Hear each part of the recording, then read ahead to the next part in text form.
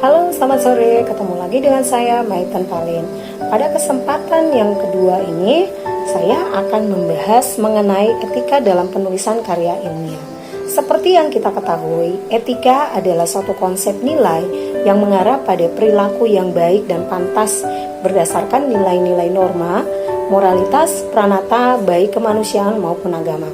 Sedangkan kode etik dalam penulisan ilmiah merupakan aturan-aturan yang perlu diperhatikan dan ditaati dalam penulisan karya tulis ilmiah. Etika dalam penulisan atau penyusunan karya tulis ilmiah meliputi beberapa hal, seperti 1. Penulisan harus dilakukan secara bertanggung jawab, cermat dan seksama. 2. Karya tulis ilmiah harus orisinil, bukan ciplakan dari hasil karya orang lain. Ketiga, menjaga kebenaran, fakta, dan manfaat yang ingin disampaikan. Keempat, bertanggung jawab atas tulisannya. Kelima, menerima saran dan kritik yang diterima dari pembaca, reviewer, atau editor. Selanjutnya, keenam, menyadari secara sepenuhnya untuk tidak melakukan pelanggaran dalam penulisan karya ilmiah. Adapun tujuan etika dalam penulisan karya tulis ilmiah itu sendiri yang harus benar-benar kita ketahui adalah: pertama, menjamin akurasi temuan penelitian dan pengembangan ilmu pengetahuan.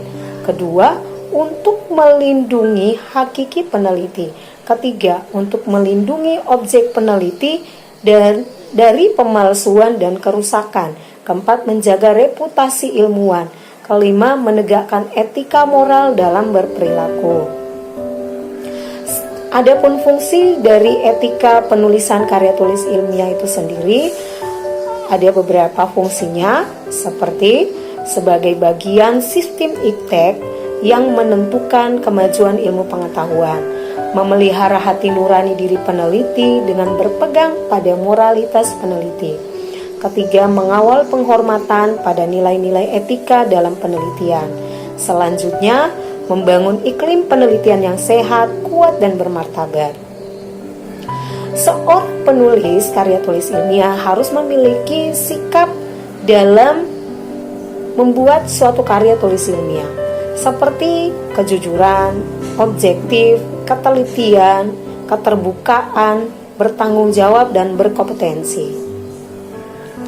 Bentuk pelanggaran dalam karya tulis ilmiah yang sering kita temui, baik yang kita sadari maupun kita tidak sadari, seringkali itu yang terjadi seperti fabrikasi dan falsifikasi data. Yang dimaksud dengan fabrikasi adalah tindakan yang menciptakan data sendiri tanpa adanya penelitian terlebih dahulu yang dilakukan oleh seorang penulis. Kedua, yang dimaksud dengan falsifikasi merupakan tindakan yang dilakukan untuk memalsukan data. Jadi, penulis ini tanpa melakukan suatu penelitian, dia memperoleh data dari sumber lain yang bukan dilakukan oleh si penulis sendiri. Kedua, memanfaatkan data atau informasi bukan dari sumber asalnya. Ketiga, salami slicing. Salami slicing merupakan salah satu dari tindakan pelanggaran publikasi karya ilmiah.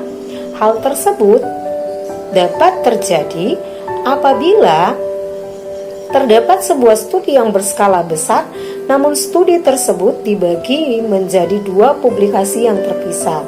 Selanjutnya, pelanggaran yang biasa kita temui itu pelanggaran hak kepenulisan atau kepemilikan, dan seringkali kita tidak mencantumkan ucapan terima kasih dalam suatu karya tulis yang kita buat.